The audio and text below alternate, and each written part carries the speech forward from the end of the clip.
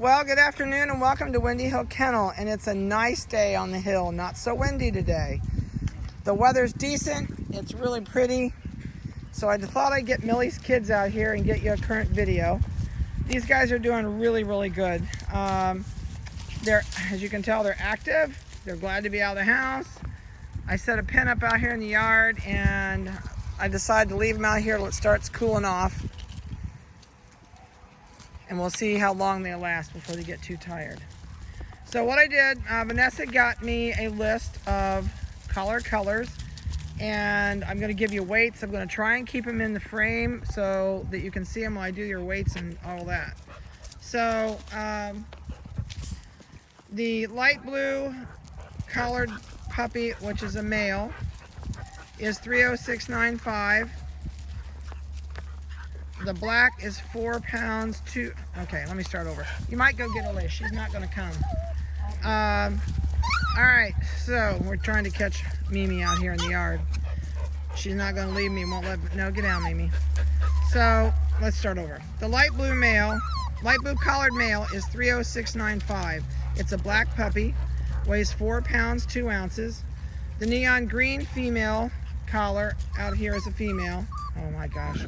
I'm doing two things at once, sorry. Mimi is walking around here underneath of us. 306.97 is a black phantom. It's 3 pounds, 12 ounces. The yellow colored female is 306.90 and she's a black. She weighs 4 pounds. The neon orange female is a black phantom, 4 pounds. And the neon pink collared female is 306.93, salt and pepper. And it's 3 pounds, 8 ounces. There we go. So that's the weights on everybody currently. So I'm gonna try and get collar colors for you so you can see your kids up close. And the orange collar, that was pretty easy. She's a zipping right around it. I gotta zoom out, I'm gonna make everybody dizzy. So the orange collared female is over there on the floor. Here she comes again, going around. Come on, what is it? Yellow color is right there underneath us with a white toy. Oh, turquoise, the black one there with the turquoise collar. You can see her. She just got ran into head on. Neon green is right there. You got a quick flash of her collar, and the orange is down again. The yellow is on the bottom. This is like a giant tussle. Can you tell they needed to get outdoors? Oh, they got a big stick. She lost it. She doesn't know where it went. Up. Oh, there we go. Everybody ran into it. Now we're going to have an argument over the stick. Nope. She says, I can't get up there with this stick. I think we got everybody. I can't remember. Green, yellow, salt and pepper, orange. Orange is super easy.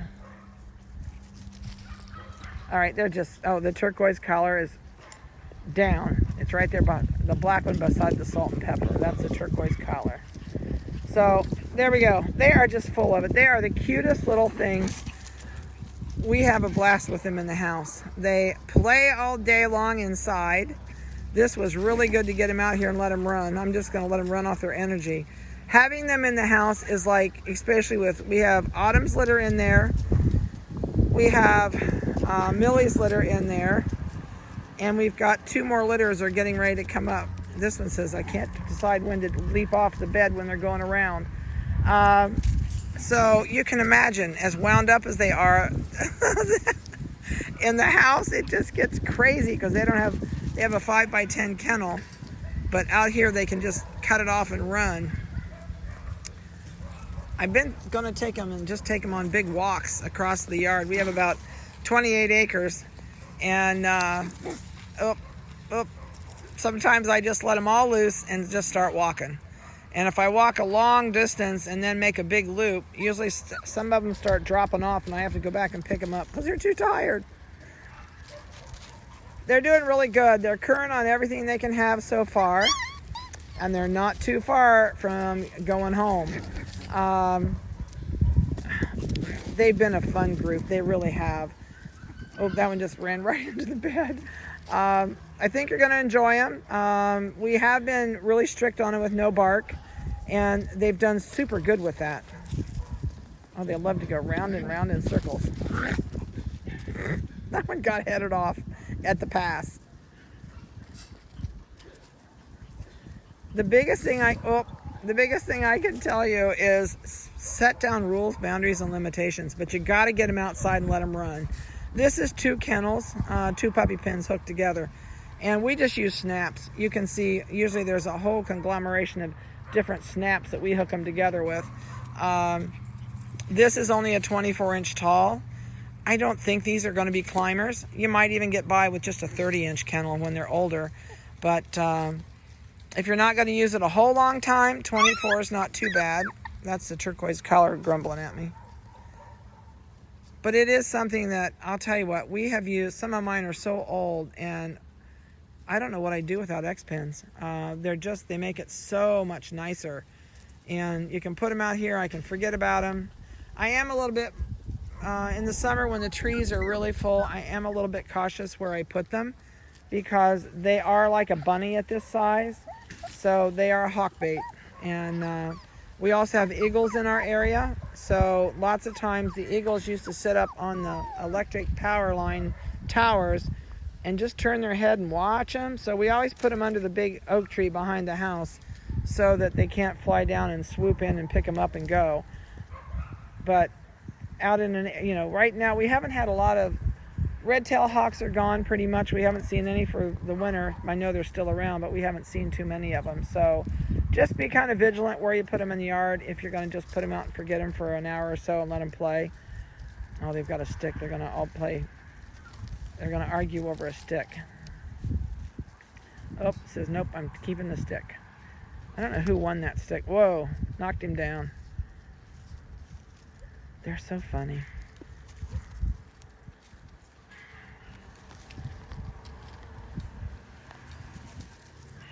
I know many of you are coming to pick up, so if you've got a long trip, I would absolutely bring some type of a kennel, either a travel kennel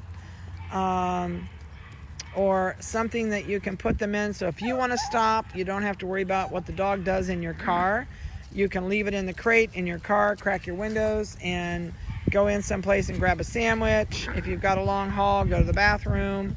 You might want to bring some newspapers. Oh, this is so funny. He says, that stick was a booger to get all the way underneath that thing. He carried it out the other side. They will eat everything in your yard. They're like little fur trash cans.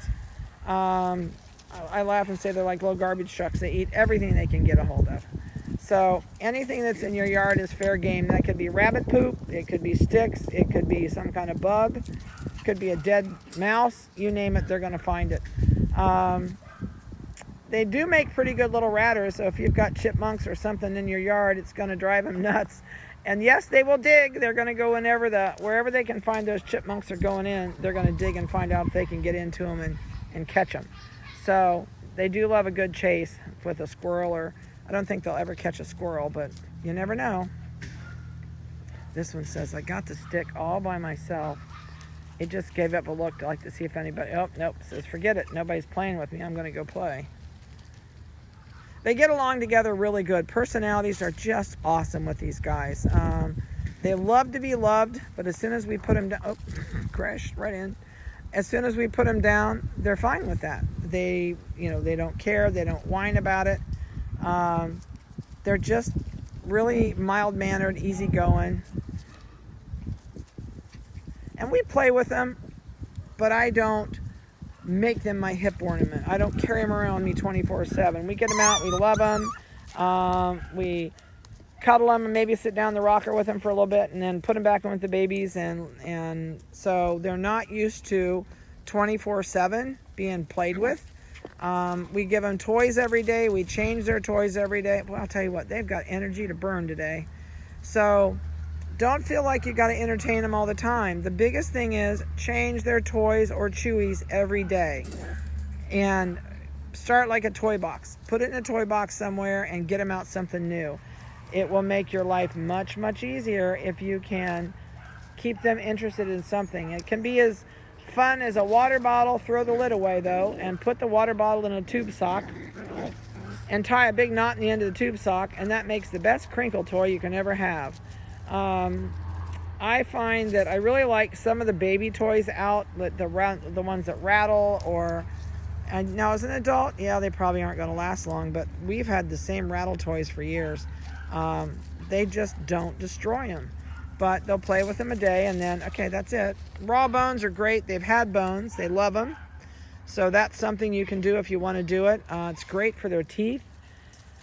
And treats, we've started them on midget carrots. So we've started chopping up small carrots and giving them pieces of midget carrots. So if you don't want to buy commercial treats, don't ever start it. Always give them either green beans, piece of apples. You can do midget carrots. I had a dog that loved banana hot peppers, and because I love banana hot peppers. And whenever I would have a banana hot pepper, I'd give a piece of it to the dog. And it got to where when I would have banana hot peppers on a pizza, the dog would sit and drool because it knew I had banana hot peppers. So some dogs like weird things, but green beans are good. Raisins and grapes are poison to your dog. So if you got little kids, make sure that raisins don't go on the coffee table or someplace that they can get a hold of them. If your kid drops 2 or 3, it's not going to kill that. But if they eat the whole box, if you give your kids one of those little raisin boxes, yep, you need to call the vet. So you can also look up on Google vegetables that are good for dogs. And it's so much cheaper if you do your own snacks. Or if you make your own snacks and you know what's in them. But don't make them big. It's not the size, it's the smell and the taste that they crave. So I don't like milk bones. They're full of junk. But I do like Charlie Bears and I do like Bill Jack. The Bill Jack treats. They do have a little one now called Little Jacks. And you can actually buy the big bag of the regular size and cut them in 4 pieces. Because I think there's like 100, jumped right over his head. There's like 100 in the bag. But if you cut them in 4 pieces, you have a 400-piece bag. But once you start with those commercial treats, they're not going to like their vegetables. So, you do whatever you'd like to do, but we are starting them on vegetables so they learn to like vegetables. Golly, what else can I tell you? So you're going to get a complete health card with these guys when you come, or when the transport takes it, or if we're flying it to you, when I drop them at the airport to the nanny. She's going to have the whole health record. You're going to get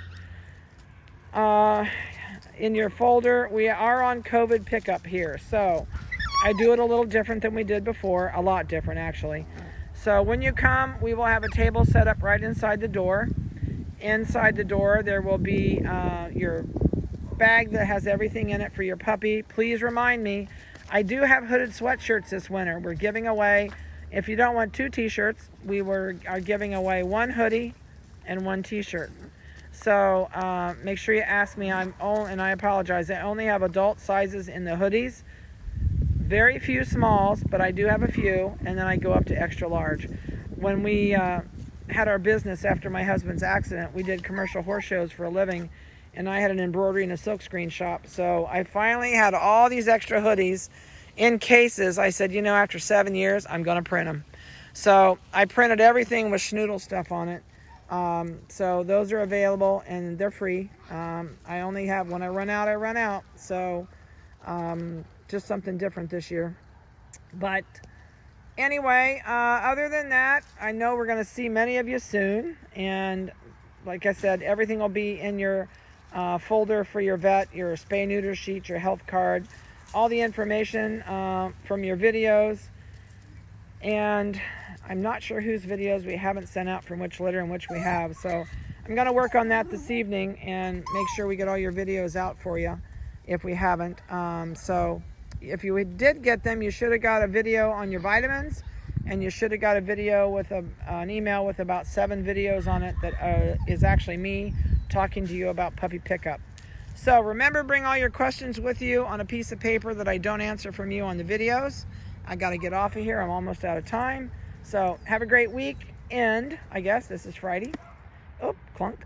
And they're settled down, and we'll talk to you soon.